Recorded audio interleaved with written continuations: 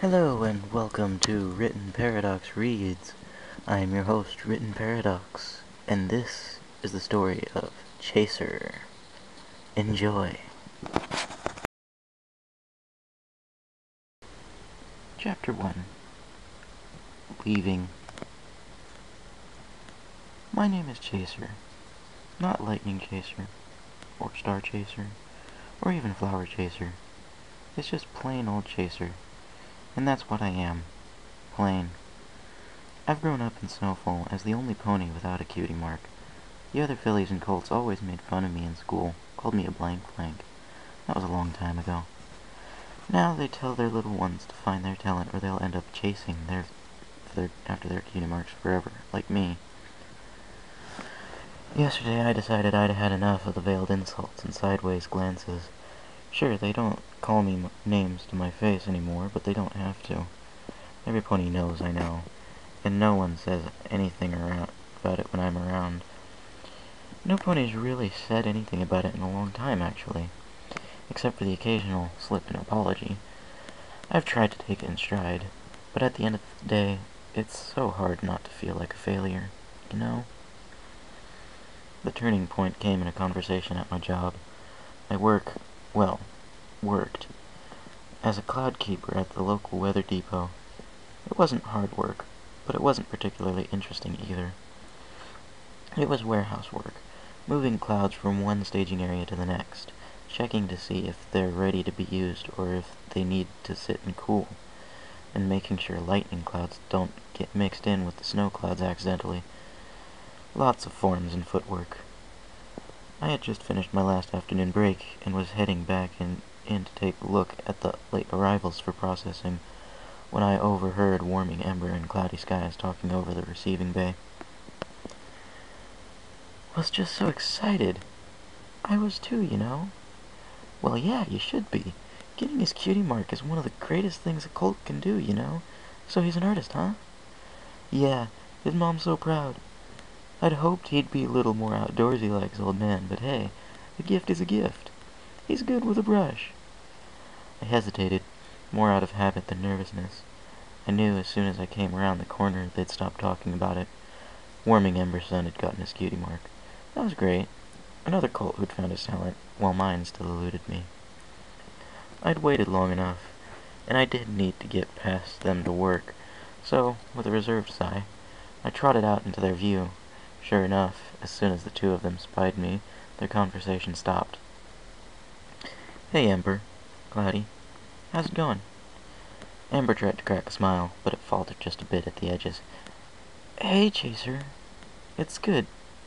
Good, he pawed the ground awkwardly. You? Can't complain. So I hear little Broadstrokes got his mark the other day. Yeah. Yesterday morning.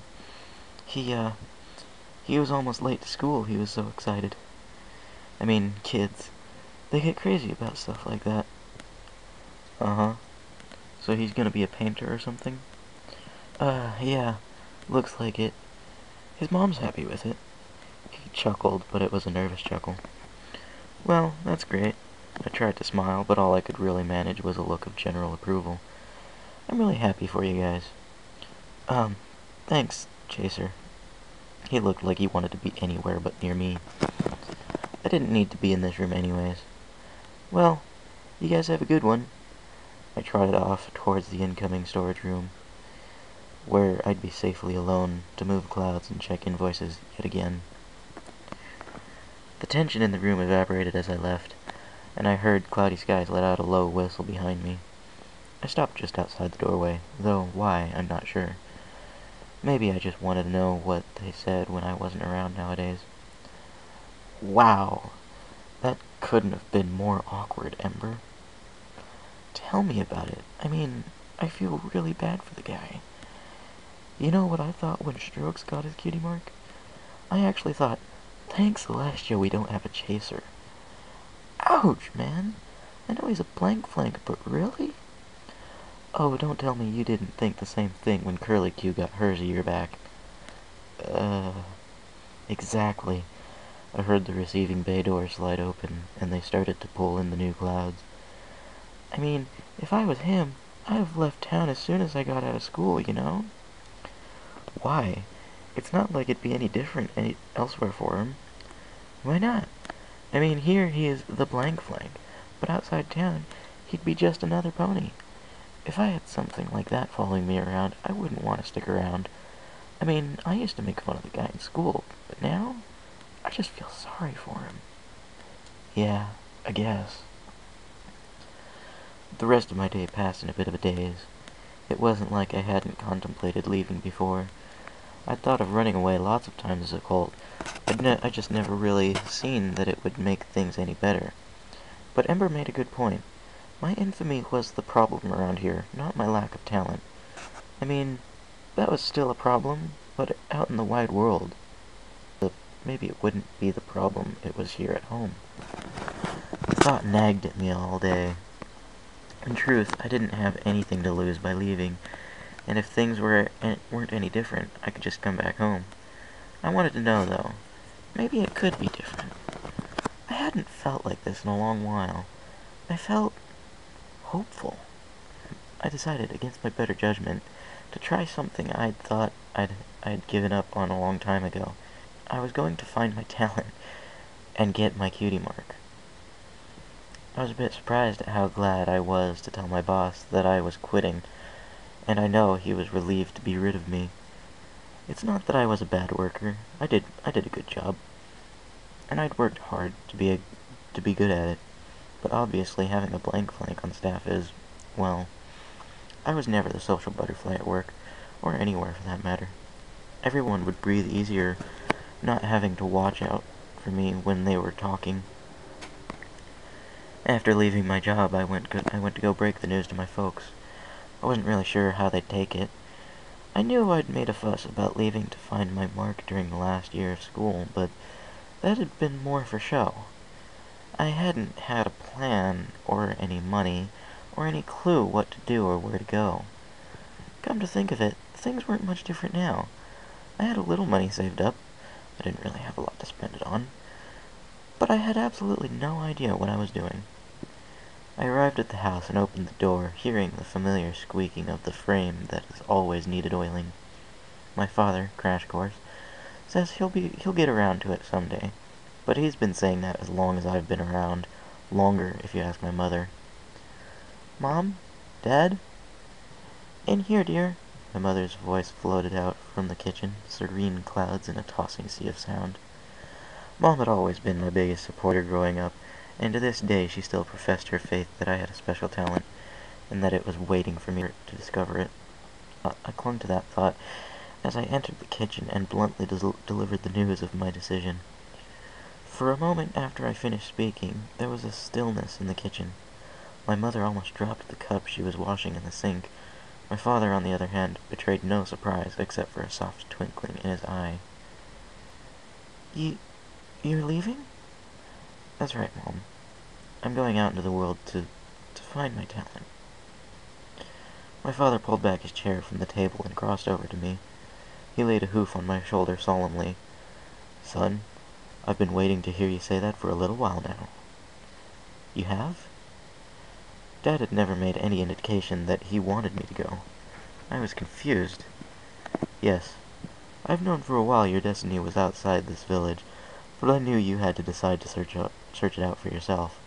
I'm proud of you. It's a big step. I know, Dad. Thanks. And that was it from Dad.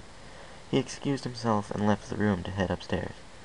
Mother immediately began fretting over everything in the cosmos. By Celestia, you'd think I was a colt heading off to my first sleepover to see her worry over me while I packed. She asked if I really needed to go so soon. Couldn't I stick around a few more days? What was the rush? It was annoying at the time, but looking back, I have to laugh. Dinner was a quiet affair, as always.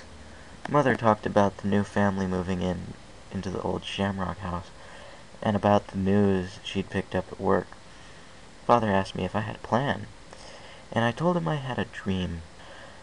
That was enough for him, I guess, because he didn't ask me anything else about it.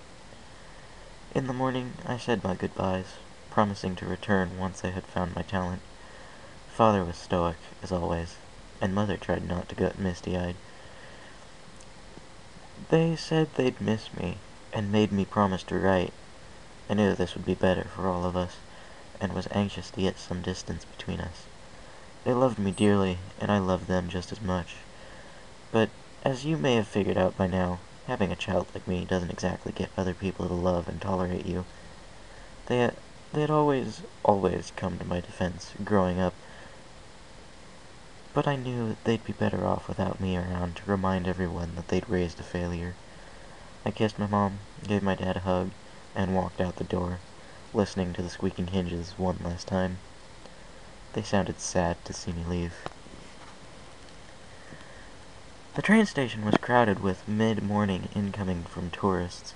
Snowfall isn't a big town by any means, but we have lots of snow most of the year, hence the name.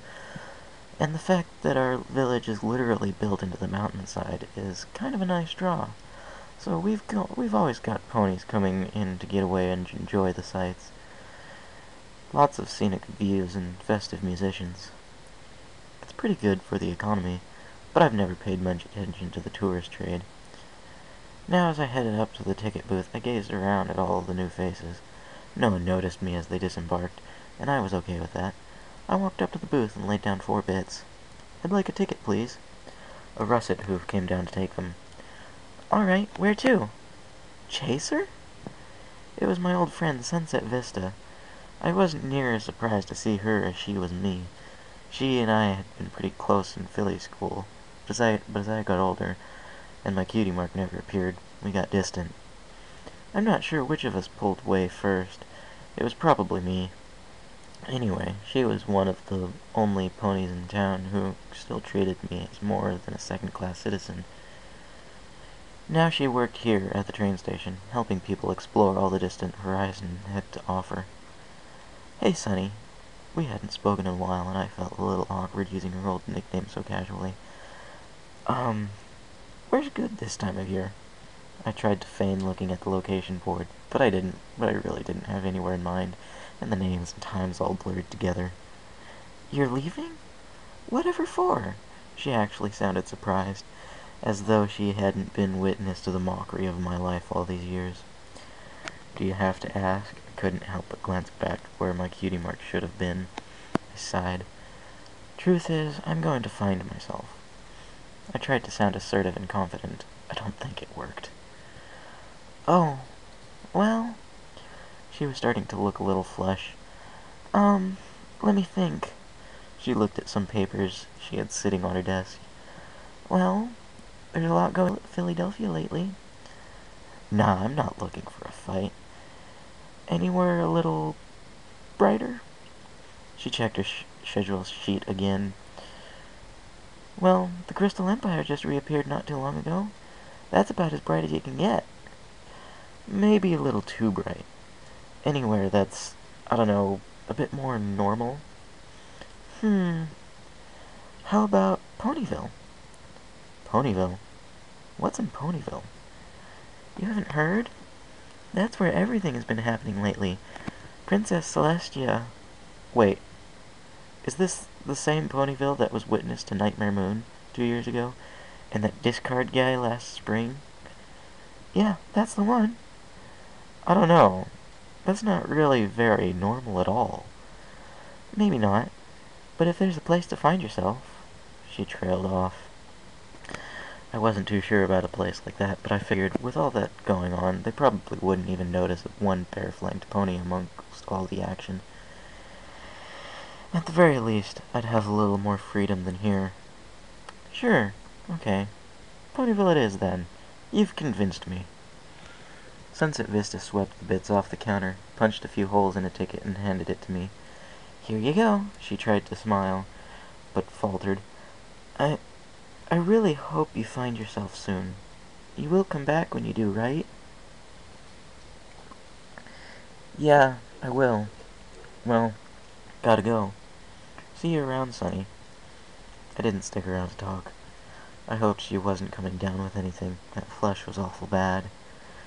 We might not have been very close in recent history, but I still like to think of her as a friend. It was a nice thought. I didn't have many friends anymore. I boarded the train and found an empty seat near the back. As I sat down, I reached for the bag I had packed with the few things that mattered to me. Inside was a picture of my parents and an autographed Ken Griffin Jr. rookie baseball card I'd gotten as a colt, probably worth a bit, but not as much as I'd ever hope. An old compass from my days in the Colt Scouts, and the gifts my folks had given me this morning before I left. I studied them now. My father had given me his old all-weather cloak. Nowadays my father taught creature studies at the university, but this cloak was from his days as a monster hunter, long before I was foaled. It was well-worn and comfortable. It wasn't his first cloak, but it was probably in the best condition out of all the cloaks he'd worn over his adventurous career. I put it on with a slight feeling of reverence, as I always had. I heard stories of his days hunting hydra and timberwolves and dragons back before he had met my mother. I knew every inch of this cloak. I'd worn it many times as a kid, pretending to hunt monsters with my friends as a colt. That he'd given it to me now, maybe he actually believed in me. Maybe he thought I'd find the monster that was holding my cutie mark and chase it out of him. I'd smiled, and for once it didn't feel forced. I noted, with maybe a little too much happiness, that the cloak covered my flank, concealing its lack of marking. The second gift is the one I'm writing in now. My mother, Soft Story, has been a journalist for a number of years. That was actually how my parents had met. She had been doing a story on Father and his brigade, and had accompanied them while they hunted down a rabid manticore in the night mist forest. He ended up saving her life, and she ended up saving his heart, if you hear her tell it. That's another story, though, and she tells it far better than I ever could. Anyway, she gave me this journal in hope that, if nothing else, I'd come back with a story. Thanks, Mom. I'm Chaser, Pegasus from the village of Snowfall, and I have no cutie mark. This is my story.